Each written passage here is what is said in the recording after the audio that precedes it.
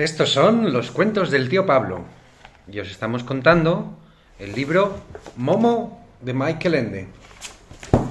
Capítulo 2. Capítulo 2. Una cualidad poco común y una pelea muy poco común. A partir de aquel momento a Momo le fue muy bien. Al menos desde su punto de vista. Ahora siempre tenía algo que llevarse a la boca, a veces más, a veces menos, a tenor de cómo estuvieran las cosas y de lo que le sobrará a la gente. Tenía un techo sobre la cabeza, una cama y cuando hacía frío podía encenderse un fuego. Y lo que es más importante, tenía muchos y muy buenos amigos. Así que uno podría pensar que Momo había tenido muchísima suerte de haber dado con gente tan amable. Y la propia Momo estaba convencida de ella. Pero pronto la gente también tuvo ocasión de comprobar que ellos no habían sido menos afortunados. Necesitaban a Momo y se extrañaban de que hasta entonces hubieran podido arreglárselas sin ella. Y cuanto más tiempo llevaba la pequeña muchacha entre ellos, más imprescindible se les hacía, tan imprescindible que todos albergaban el temor continuo de que algún día pudiera marcharse. De ahí que Momo tuviese muchísimas visitas. Casi siempre había alguien sentado a su lado en animada conversación. Y aquel que la necesitaba y no podía acercarse a verla, enviaba a alguien a buscarla. Y a aquel que aún no se había dado cuenta de que la necesitaba, los demás le decían: «¡Vete a ver a Momo! ¡Vete a ver a Momo!». Estas palabras se convirtieron poco a poco en una frase hecha entre las gentes de los alrededores, así como se dice: «¡Que te vaya bien!» o «¡Que te aproveche!» o «¡Sabe Dios!». Justo así se pronunciaba esta frase en todas las ocasiones posibles. «¡Vete a ver a Momo! ¡Vete a ver a Momo!». Pero, ¿por qué? Tal vez es que Momo era tan increíblemente inteligente que sabía dar un buen consejo a cualquiera. Es que encontraba siempre las palabras adecuadas cuando alguien precisaba consuelo. ¿O es que sabía pronunciar juicios sabios y justos? No, Momo, como cualquier otra niña de su edad, no sabía hacer nada de eso. Entonces, ¿es que Momo sabía hacer algo que ponía a los demás de buen humor? Por ejemplo, ¿sabía cantar de manera especialmente bella? ¿O sabía tocar un instrumento? ¿O es que, como vivía en una especie de circo, era capaz de ejecutar bailes y acrobacias? No, tampoco era eso. Tal vez sabía hacer alguna magia. ¿Conocía alguna fórmula secreta con la que se podía ahuyentar cualquier preocupación o pena? ¿Sabía leer la palma de la mano o predecir de algún modo el futuro? No, nada de eso.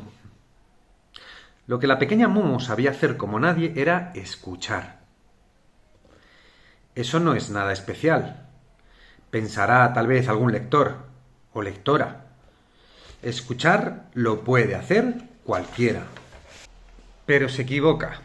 Escuchar de verdad solo lo saben hacer muy pocas personas. Y la forma en que Momo sabía escuchar era absolutamente excepcional. Momo sabía escuchar de tal manera que las personas con pocas luces de repente tenían ocurrencias brillantes. Y no es que ella dijese nada o hiciese preguntas que inspirasen a los interlocutores tales pensamientos. No, ella tan solo permanecía allí sentada y se limitaba a escuchar con gran atención e interés. Mientras escuchaba, miraba con sus ojos grandes y oscuros, y el otro sentía como de repente surgían de su cabeza pensamientos cuya existencia nunca hubiera sospechado en su interior. Sabía escuchar de tal manera que la gente confusa o indecisa, de improviso, sabía exactamente lo que quería. O de modo que las personas tímidas se sentían de golpe libres y valerosas. Los que se sentían infelices y agobiados se volvían confiados y alegres. Y si alguien pensaba que su vida era un fracaso total y no tenía sentido, y que tan solo era un número de entre millones de personas, un ser tan insignificante al que costaba tan poco reemplazar con una cazuela rota, como una cazuela rota, entonces iba y le contaba todo eso a la pequeña Momo. Y en el mismo instante en el que estaba hablando, se daba cuenta de manera misteriosa y con total claridad de que estaba equivocado por completo y de que él, tal y como era único entre todos los seres humanos y que, justo por eso, era especialmente importante para el mundo. Así sabía escuchar Momo. Un día se presentaron en el anfiteatro dos hombres que se habían peleado a muerte y que ya no querían dirigirse la palabra. Tal vez eran vecinos. Los demás le habían aconsejado que fueran a ver a Momo.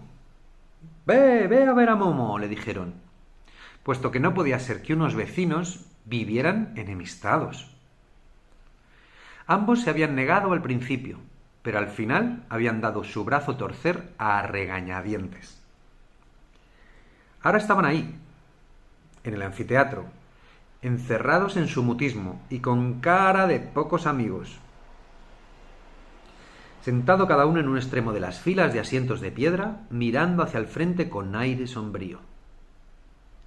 Uno era el albañil que había hecho la chimenea y el bonito cuadro de flores del cuarto de Momo, ¿os acordáis?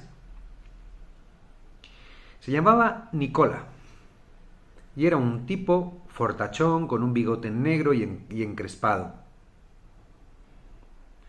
El otro se llamaba Nino. Era flaco y siempre parecía un poco cansado. Nino era el arrendatario de un pequeño establecimiento en las afueras de la ciudad, en el que la mayoría de las veces solo se veía a un par de ancianos que se pasaban allí toda la tarde sin más bebida que un vaso de vino y hablando de los viejos tiempos. También Nino y su mujer, que estaba rellenita, se contaban entre los amigos de Momo y a menudo le llevaban algunas cosas ricas de comer. Como Momo se había dado cuenta de que ambos estaban muy pero que muy enfadados,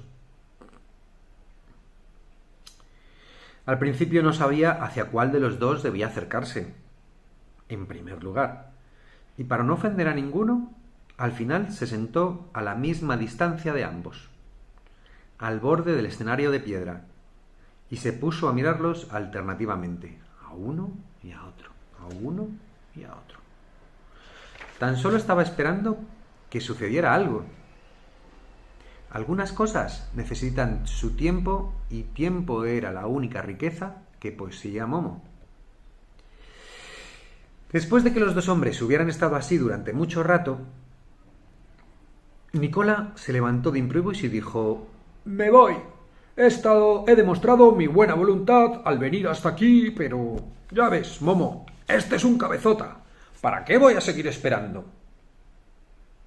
Y efectivamente se dispuso a marchar. «Sí, lárgate de una vez», le gritó Nino. «No tendrías ni que haber venido. Yo no me reconcilio con un delincuente. ¡Delincuente!». Nicola giró en redondo. Su rostro estaba lleno de cólera. «¿Quién es ahí el delincuente?», inquirió en tono amenazador al tiempo que regresaba sobre sus pasos. «¡Dilo otra vez!». «Lo diré todas las veces que quieras», exclamó Nino. «¿Acaso crees que porque eres fuerte y bruto nadie se va a atrever a decirte las cosas a la cara? Pero yo sí, yo te digo a ti y a todos los que quieran escucharlas. Sí, anda, ven aquí y mátame, como quisiste hacerlo una vez». «Ojalá lo hubiera hecho», rugió Nicola apretando los puños. «Pero ya lo ves, Momo, Como miente y calumnia, tan solo le agarré del cuello de la camisa, le agarré del cuello de la camisa y le tiré al charco de agua de fregar que había detrás de la tabernucha. Ahí no se puede ahogar ni siquiera una rata. Y volviéndose a Nino de nuevo, le gritó: Por desgracia aún estás con vida, como se puede ver. Durante un largo rato estuvieron intercambiando los más terribles insultos, y Momo no conseguía enterarse ni por asomo de lo que había sucedido y de por qué los dos hombres estaban tan enfadados. Pero poco a poco fue sabiendo que Nicola había cometido esa vileza solo porque Nino antes le había propinado una bofetada en presencia de algunos de los parroquianos. Y con anterioridad a eso, Nicola había intentado hacer añicos toda la vajilla de Nino. «¡Eso no es verdad!», se defendía Nicola, exasperado. «Una sola jarra es la que estallé contra la pared, y encima ya estaba resquebrajada». Pero era mi jarra, ¿entiendes?, replicó Nino. Y en cualquier caso, no tienes derecho a hacer algo así en mi taberna. Nicola estaba convencido de haber actuado de manera justa, puesto que Nino le había ofendido en su honor de albañil.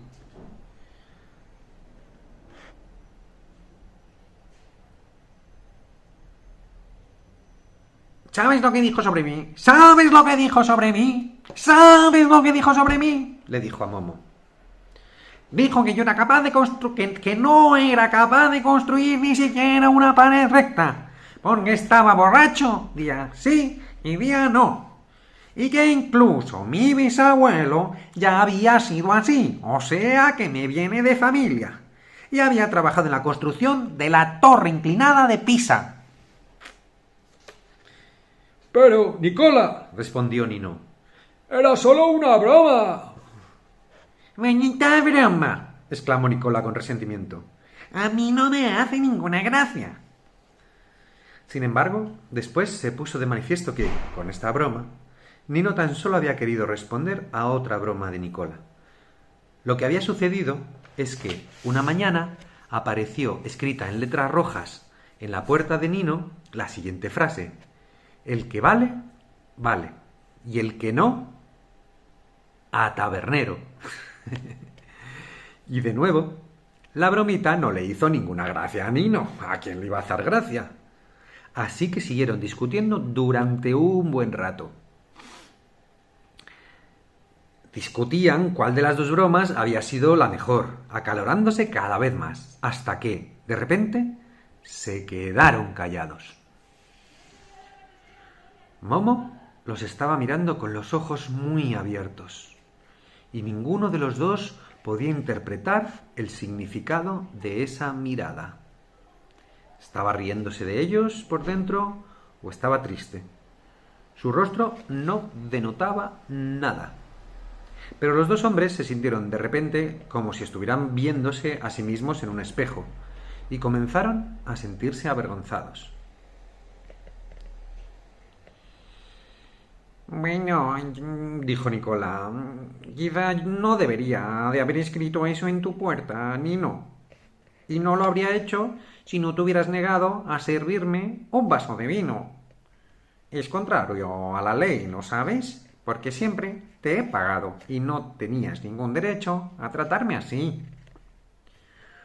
«¿Cómo que no?», replicó Nino.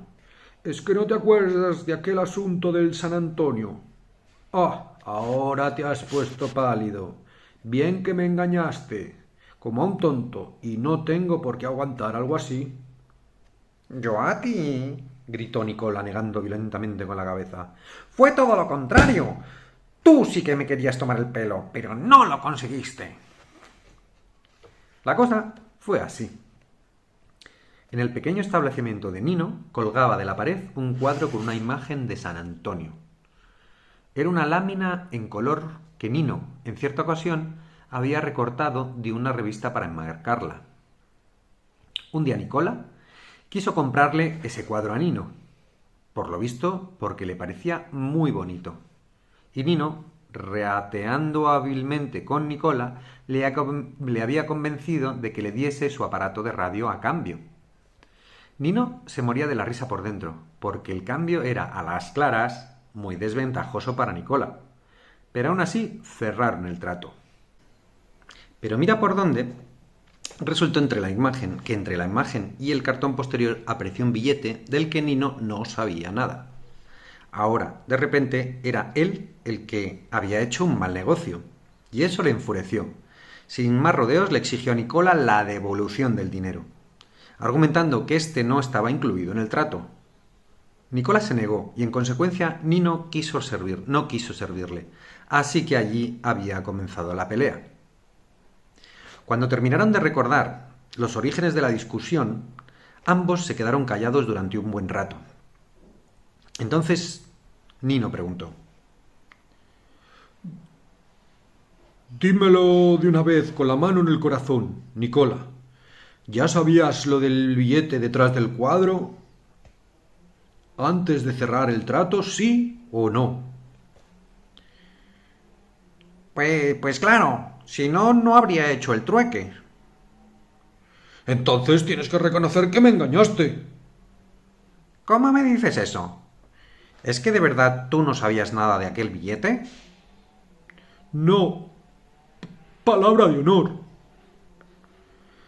Ah, pues muy bien. Entonces el que quería tomarme el pelo eras tú.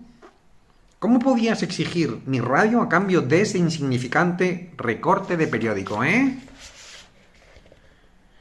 ¿Y cómo es que tú sabías lo del dinero? Porque hacía un par de noches había visto a un parroquiano meterlo ahí, como ofrenda a San Antonio. Nino se mordió los labios. Era mucho. Ni más ni menos de lo que valía mi radio, contestó Nicola. Entonces, toda nuestra pelea, reflexionó en voz alta Nino, tan solo se debe al San Antonio que recorté del periódico. Nicola se rascó la cabeza. En realidad, sí, murmuró entre dientes. Si quieres, te lo devuelvo con gusto, Nino. No, hombre, contestó Nino muy digno. Santa Rita, Rita, lo que se da no se quita. Un apretón de manos es suficiente entre caballeros. Y de repente, los dos estallaron al mismo tiempo en una carcajada. Bajaron los escalones de piedra, se encontraron en la mitad de la plaza cubierta de hierba y se abrazaron al tiempo que se daban unas cuantas palmadas en la espalda. Después los dos rodearon con sus brazos a Momo y le dijeron: ¡Gracias! ¡Gracias! ¡Gracias! ¡Gracias! ¡Gracias! Muchas gracias, le dijeron. Cuando al cabo se marcharon, Momo les siguió diciendo adiós con la mano aún un buen rato. Estaba muy contenta de que sus dos amigos hubieran hecho las paces. En otra ocasión,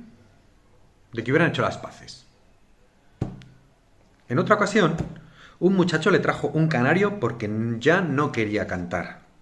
Esta vez la tarea le resultó mucho más ardua a Momo. Tuvo que estar escuchándolo durante toda una semana hasta que por fin comenzó a trinar y gorgojear con júbilo. Momo escuchaba a todos, a los perros, a los gatos, a los grillos y a los sapos. Sí, incluso a la lluvia y al viento que soplaba entre las ramas de los árboles. Y todo le hablaba a su manera. Algunas noches, cuando todos sus amigos ya se habían marchado a casa, ella se quedaba sola todavía un buen rato en el gran círculo de piedra del viejo anfiteatro, sobre el que se alzaba la gran bóveda, la gran bóveda estrellada del cielo, y simplemente se dedicaba a escuchar con atención ese gran silencio. Entonces le parecía como si estuviera sentada en el centro de una inmensa oreja hasta la que llegaban los sonidos del firmamento. Y le parecía como si estuviera escuchando una música queda y al mismo tiempo poderosa, que le calaba muy hondo en el alma. En noches como aquellas siempre tenía sueños especialmente hermosos.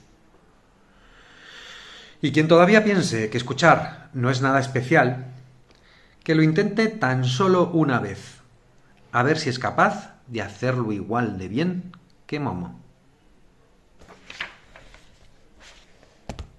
Y aquí termina el capítulo 2 de Momo. Y tienes que darle a me gusta y a comentar este capítulo si te ha gustado para poder escuchar y ver el siguiente capítulo número 3, que es una tempestad de mentira y una tormenta de verdad. Hasta el próximo cuento. Adiós.